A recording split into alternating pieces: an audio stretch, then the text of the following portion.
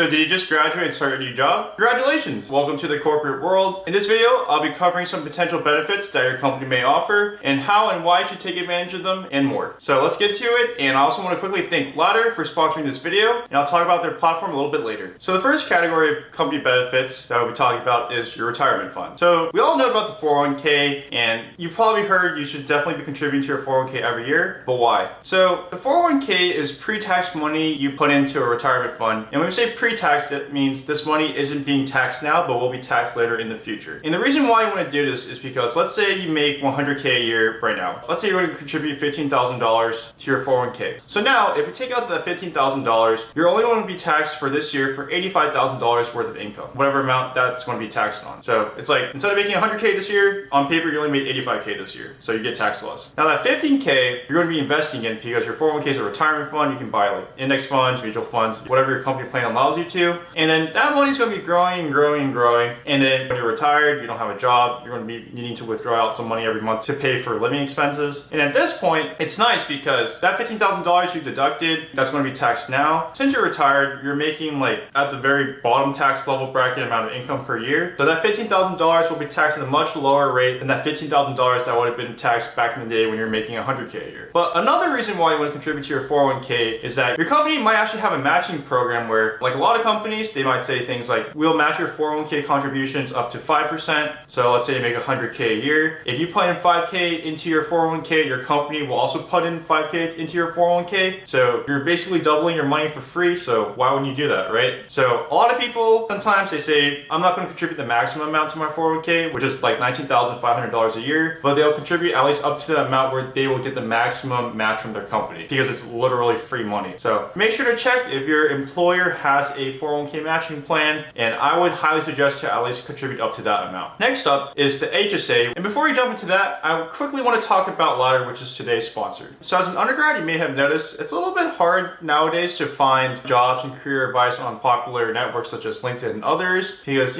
people now are just self-promoting a lot. They're, I'm proud of announced yada yada yada, or they got some course or some book to sell to you, and it's become sort of like influencery. And I'm excited to tell you that Ladder was built for students like you and previously me. It's a pretty nice forum. I really like the UI. It's very minimal and sleek. It's a place to share your struggles and your successes with other students like you, not some place, to just flex an offer letter. You even have the ability to post anonymously on threads if you don't want to share who you are. And there's actually a job board, which is one-to-one, much more personable because these are jobs that are being posted by other students, other new grads. So make sure to apply to Ladder and see me there. I have my own profile and I'll be active on that for the next few weeks. So definitely feel free to reach out. And yeah, if you're interested, make sure to click the link down below, sign up for Ladder, and let's continue with the video, which is kind of similar to the 401k where it's pre-tax money. So you're not paying tax now, you're paying tax later in the future. But the nice thing about the HSA is that all the money inside of that account is money that you can use for medical expenses. So like when you go to CVS to pick up some medicine, sure, your insurance will cover some amount, but you might have like a copay to pay. Let's say you have $2,000, $3,000 being invested into your HSA every year. That money is not being taxed and you can use it to buy things like that medicine. So instead of just taking money out from your bank account, which is money that you got from your paycheck, which was already taxed upon, you're grabbing money from your HSA, which has money that hasn't been taxed, and you're buying the same thing. And the thing about the HSA too is that a lot of companies will contribute a certain amount of money to you every year. So let's say a flat rate, they just say, hey, if you have an HSA plan with us, we'll put in $500 into your account every year. So you can think of it as like you have $500 a year for free to pay for medical expenses, like your dentist appointments, your doctor appointments, you're buying some contact solution from Costco. Like it's a very lenient list of things you can buy with from your HSA. Another nice thing is that the money inside your HSA you can also invest in because it's technically like a retirement fund. So you can be investing money in it, it could be growing, and technically tax-free as long as you're using that money to pay for medical expenses, which is bound to happen every year. Get your annual checks.